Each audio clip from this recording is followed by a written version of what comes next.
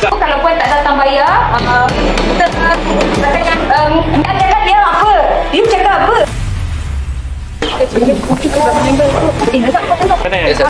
Okey. Tiba lah atau apa. Saya rasa dia seorang yang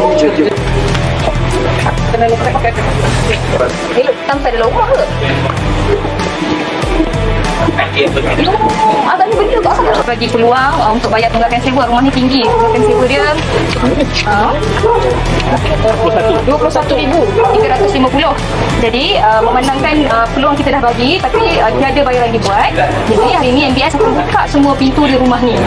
So izinkan kami masuk Okey. Sila.